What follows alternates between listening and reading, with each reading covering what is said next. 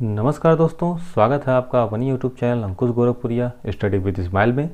दोस्तों, हमने इसके पिछले वीडियो में पढ़े थे हम लोग प्रिज्म से प्रकाश का अपवर्तन। आज हम लोग पढ़ेंगे प्रिज्म द्वारा श्वेत प्रकाश का वर्ण विक्षेपण। ठीक है, वर्ण विक्षेपण क्या होता है उसके बारे में हम लोग जानते हैं पहले। उसके बाद हमने यहाँ पहले से तैयारी कर लिया है कि मतलब क्या कैसे बताना है, क्योंकि ये सारी चीज़ें लिखने में और बनाने में टाइम जाता है तो वीडियो लंबा हो जाता है, इसलिए ये बचने के लिए हमने ऐसा किया है। तो आइए बताते हैं वर्ण विक्षेपण होता क्या है। वर्ण विक्षेपण मतलब यही है कि जब जो प्रकाश है, जो प्रकाश की किरणें हैं, जो लाइट है, वो लाइट जब प्रिज्म से गुजरती है, प्रिज्म हमने आपको बता दिया है प्रिज्म है क्या। जब वो प्रिज्म से गुजरती है तो वो अपने मार्ग से विचलित होती है। ठीक है, वो मार्ग से विचलित होके कहाँ जाती है, प्रिज्म के आधार की ओर झुकती है। ठीक है, प्रिज्म का आधार जहाँ होगा उधर झुकेगा वो। ये बातें हमने बताई आपको।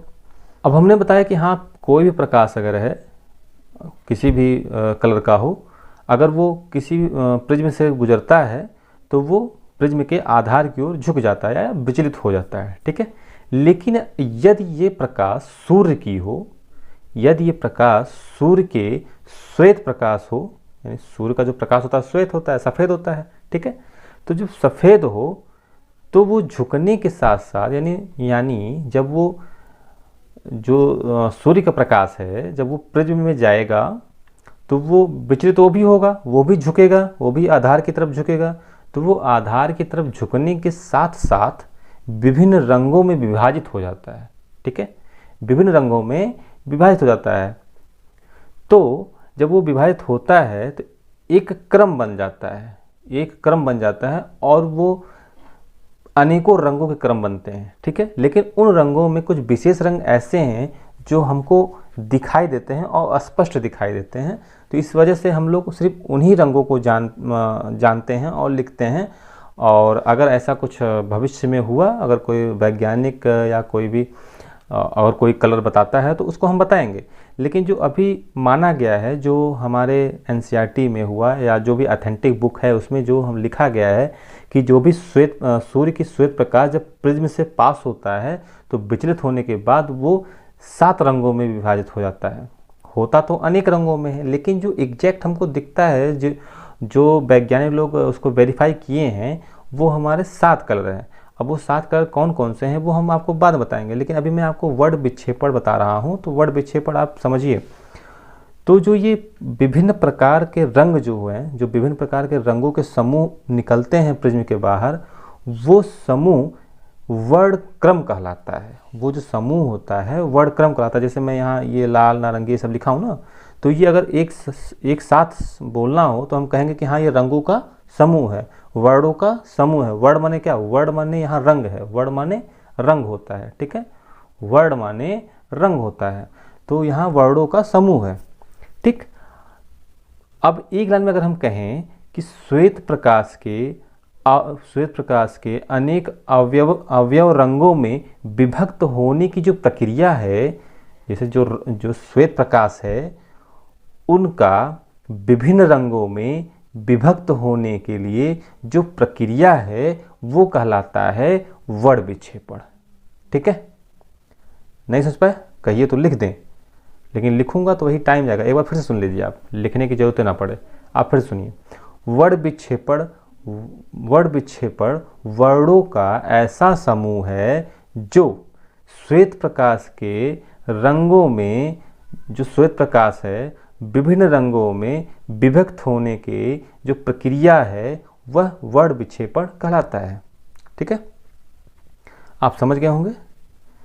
तो अब वो जो श्वेत प्रकाश जा रहा है और ये जो विचलित हो रहा है, विचलित होने के बाद जो अनेक रंगों में विभक्त हो रहा है, अनेक रंगों में बट रहा है, ये हमारा कहलाता है वर्ण विक्षेपण।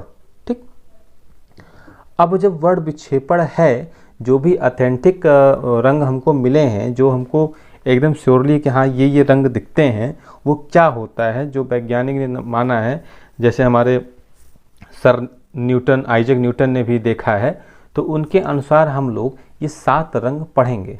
ये जब लाइट जाती है तो इसके जब यहाँ से प्रिज्म से बाहर निकलती है तो इसके टॉप पे लाल कलर यानी रेड कलर होता है और इसके बॉटम में यानी नीचे बैगनी कलर होता है। ये हमको ये बताता है कि जिस रंग का अपवर्तन या अपवर्तनांक कम होगा, जितना ही कम होगा उसका प्रकीर्णन कम होगा और उसकी तरंगदैर्ध्य ज़्यादा होगा। ये बातें आपको समझ में नहीं आ रही होंगी, लेकिन मैं आपको समझाने की कोशिश कर रहा हूँ। कहने का मतलब ये है, ये क्रम आप याद कर लीजिए। बैगनी रंग सबसे ज़्यादा देखिए आधार की ओर झुकी हुई है। जो बैगनी कलर है, वायलेट कलर जो है, जो प्रिज्म हमारा है, प्रिज्म की आधार की ओर सबसे ज़्यादा झुकी हुई है। सबसे ज़्यादा देखिए नीचे है तो ये आधार की ओर सबसे ज़्यादा झुकी हुई है। और जो रेड कलर है आधार की ओर नहीं झुकी है, बहुत कम झुकी हुई है, इसलिए इसका प्रकीर्णन कम होता है और इसका जो अपवर्तन होता है वो भी कम होता है। यानी अपवर्तन मतलब ये विचलन कम होता है। यही वजह है कि इसकी तरंगदैर्ध्य ज़्यादा होता है। तरंगदैर्ध्य का मतलब ये कि ये बहुत दूरी तक हमको दिखाई देता है। इस वजह से देखिए सिग्नल में यही कलर का यूज किया जाता है और बाकी कलर यूज किया जाता है, लेकिन जिसका हमें काम है, जहाँ डेंजर जोन दिखाना होता है, जहाँ रहता है कि यहाँ खतरा हमको दिखाना है, वहाँ रेड कलर का ही प्रयोग किया जाता है। क्यों? क्योंकि ये हमको दूर से आसानी से दिख जाता है। ठीक है, तो कहने का मतलब ये है कि लाल कलर का जो तरंगदैर्ध्य है बहुत ज़्यादा है और इसका अपवर्तनांक कम है। ठीक है, तो ये था प्रिज्म द्वारा श्वेत का वर्ण विक्षेपण। ठीक, इसी प्रकार मैंने आपको ये भी बता दिया कि हाँ ये किन किन कलरों में विभाजित होता है। तो कौन कौन कलर में विभाजित होता है? ऊपर से देखिए, लाल, नारंगी, पीला, हरा, नीला, जामुनी, बैगनी। इसी क्रम में आपको याद करना है। अगर ऐसे नहीं याद कर पा रहे हैं तो नीचे से ऊपर याद करिए। क्यों? क्योंकि एक आपको फार्मूला दिया गया है जो कि सार्वभौमिक है, सभी लोग जानते हैं। इसको कहते हैं विव ग्योर।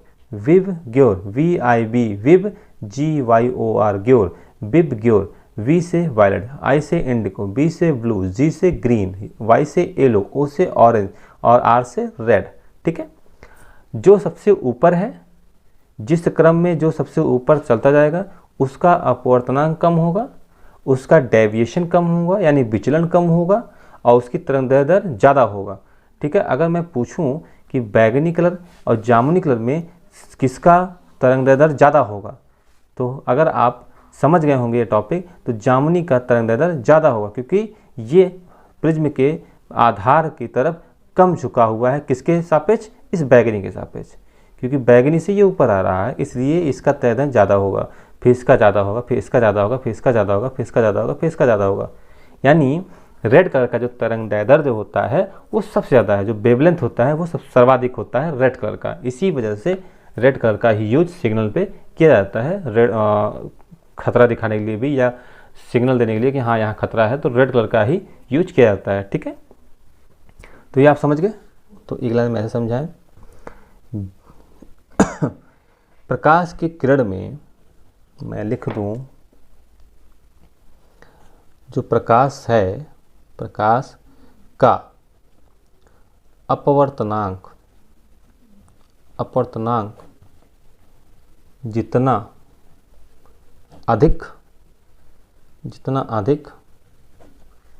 अधिक होगा, प्रकाश किरण जो होगा, प्रकाश की जो किरणें होंगी उनका विचलन भी, प्रकाश किरण का विचलन भी उतना अधिक होगा। ठीक, उतना अधिक होगा। विचलन का मतलब ये देखिए, ये लाइट गई तो सर्वाधिक विचलन किसका हुआ? बैगनी का। फिर सबसे कम विचलन किसका? सबसे कम विचलन किसका हुआ? लाल का, फिर नारंगी का, फिर पीला का, फिर हरा का, फिर नीला का, फिर जामुनी का, फिर बैगनी का। यानी बैगनी का सबसे ज़्यादा विचलन हुआ। तो इसका मतलब अपवर्तनांक किसका ज़्यादा है? बैगनी का, इसलिए इसका विचलन ज़्यादा हुआ। अगर आप लोग अपवर्तन अपवर्तनांक नहीं समझ रहे हैं तो आप हमारा पिछला वीडियो जाके ज़रूर देखें, आप अच्छे समझ जाएंगे। जो मैं यहाँ बोल रहा हूँ ना, अगर आप ये डायरेक्ट वीडियो देख रहे हैं ना तो आपको समझ नहीं आ रहा होगा, लेकिन अगर इसके पिछला वीडियो जाकर देख लीजिए, अपवर्तन टॉपिक जो हम पढ़ाए हैं उसको देख लेंगे तो ये बहुत आसानी समझ में आएगा और आप भी कहेंगे कि हाँ बहुत आसान टॉपिक है ये। ठीक है, ठीक है दोस्तों। और एक नोट और डाल के आप लोग लिख लीजिए, नोट डालिए, ये हम आपको एक अंतिम टॉपिक बता रहे हैं, नोट डाल लीजिए। नोट ये कि जो ये प्रकाश का वर्ण विक्षेपण हो रहा है, श्वेत प्रकाश का वर्ण विक्षेपण जो हो रहा है प्रिज्म में, ये विक्षेपण आयताकार प्रिज्म में, मतलब आयताकार में नहीं होगा। ये देखो जो प्रिज्म है, प्रिज्म जो है देखिए ट्रायंगल शेप का है, लेकिन इसमें गया जो वर्ण विक्षेपण ये आया, वर्ण विक्षेपण आया ना, वर्ण विक्षेपण मतलब जो रंग है उस रंगों को अलग अलग में विभक्त कर दिया। वैसे श्वेत दिख रहा था, सफ़ेद दिख रहा था, लेकिन जब प्रिज्म से पास हुआ तो वो अलग अलग रंगों में हमको दिखने लगा। तो इसको कहते हैं वर्ण विक्षेपण, यानी वर्णों का विक्षेपण कर देना, यानी फैला देना, अलग कर देना, विभक्त कर देना, यानी रंगों को विभक्त कर देना। ठीक है, वही होता है वर्ण विक्षेपण। ठीक, लेकिन ये श्वेत प्रकाश, यही श्वेत प्रकाश जो सूर्य का जो श्वेत प्रकाश है, उस श्वेत प्रकाश को अगर आयताकार में डाला जाए,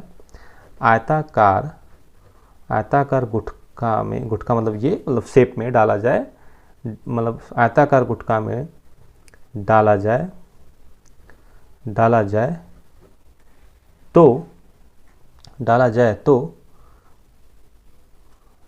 तो वह वर्ण विक्षेपण नहीं करेगा।